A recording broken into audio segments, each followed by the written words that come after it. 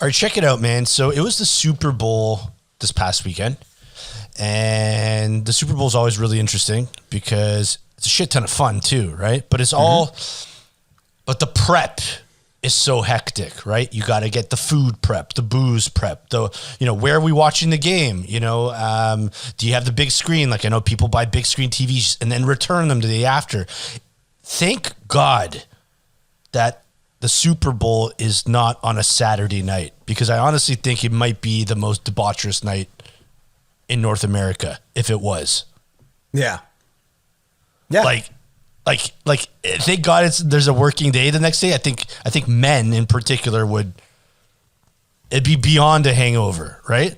Because you're basically drinking from 5 p.m. Yeah, I think employers are kind of aware of that Monday anyway.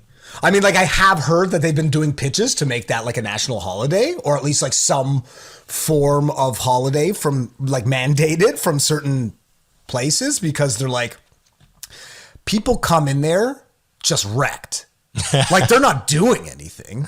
They exist in time and space at this location where they're forced to work, or at this particular time, not so much. I mean, this is the first year we've had it where it's been during this, but they come in and the boss just looks at them and they're like, yo, what's up, Jeff? And he's just like bloodshot eyes, maybe got 3 hours tops. He's hitting the can every 2-3 minutes because of his guts are all rotten from the night before. Not just all the beer and stuff, but the food. Like the food is a killer. I think, forget about the food. Like I'm on a 24-hour Tums alert. You know what I mean? Like, like I'm walking to the bathroom and you can hear like, and that's not Tic Tacs, man. That's a full pack of Tums ready to be ingested at any given time. Well, it would be like on your spread, like you got the football spread going and you got the 8-layer dip, the nachos over here, the like vegan chili and then the meat chili, and then just like a platter of Tums, Pepto-Bismol, Maalox, whatever you need. Gaviscon, like let's get serious here. Like you need to load up on that stuff before you do any other activities related to the Super Bowl, because if not, you're not even going to sleep. No, like you can't like the reflux is going to be, when you lie down and you just feel it just like kind of creeping up and you're just like, holy shit, like I can't even breathe. Yeah, the deep heartburn. Yeah. It's a scene, man. Heartburn's woken me up in my sleep. Forget about I can't go to sleep. It's like 4 a.m. and I'm like, this is it for me. Something's happening to my body. And it's just I had, a few too many chicken wings, 4 helpings of chili, and a nachos on the side. Especially when you have a list like that and then, throw on top of it about like 100 beers. You're like, I wonder why I'm feeling so shitty. Yeah, I didn't even eat that much last night. Yeah. Well, like, cause for me, and I know that you're sort of in the same boat these days as well, I'm taking a little leave of absence from the drinking community, and I've been doing the sober thing for a little while. So this was definitely the first sober one I've done in like a long time. And so I tried to make some sort of, event or evening to make it seem a little bit more like live or real or like a normal year in general. Obviously outside of having people over, because it was just myself anyway. But I went to the store and I got myself a couple cans of Stag chili. I was going to go get myself some non-alcoholic beer, but then I was just like, you know what? That could be a slippery slope, so forget that. Yeah. But then so I got it all kind of going on.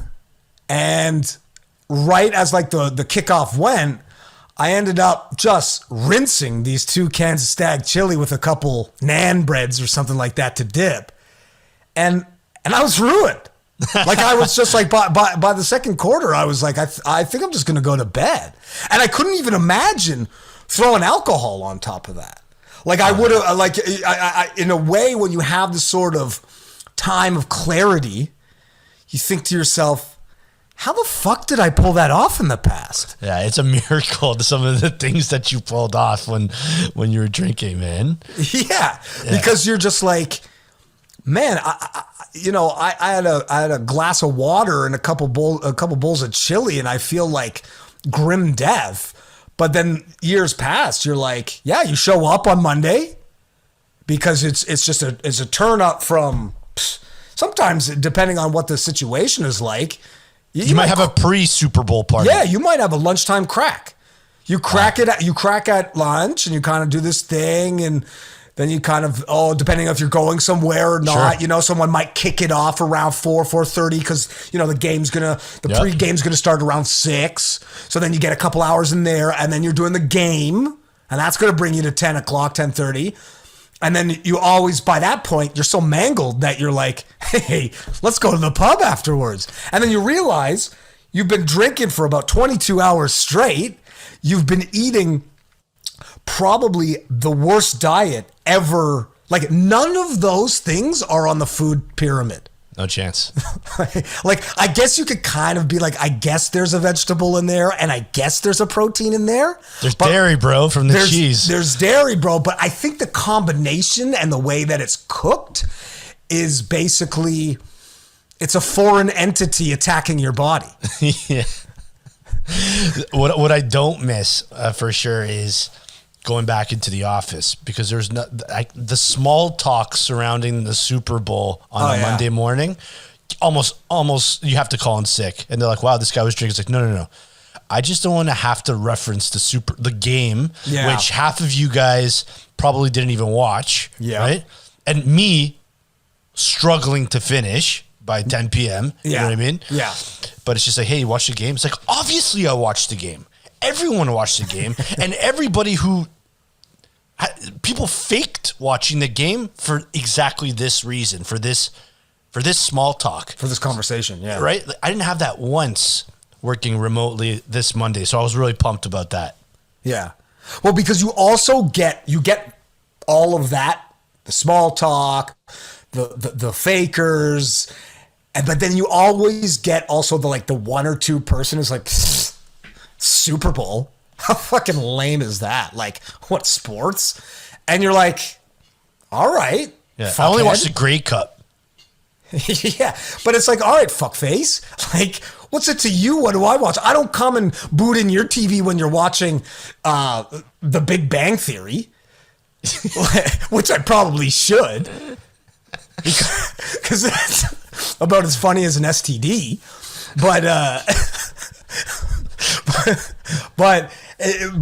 yeah, you're right. Like, dealing with people afterwards is all. But that's like any major event.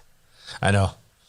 Remember when there was a time where the Oscars were a really big deal? And I think they are to some, but I think since streaming services have become so popular, people are just like, what do I care about an award? Like, I watched the movie, I liked the movie, I don't need to know if it won an award or anything like that. But I remember there was similar instances with the Grammys and the Oscars and stuff like that in the same category as Super Bowl, where you hit up work on Monday, did you see Adele's performance? Did you see fucking Ricky Gervais drop the F-bomb 10 times? And it's like, not anymore. You know what I mean? I've cut that out because the small talk, man. Well, and there always ends up being so much controversy around all that sort of stuff. Like, let's take award shows in particular, but it's just like, everybody's always like, oh, this guy should have won it, and blah, blah, blah, blah, blah.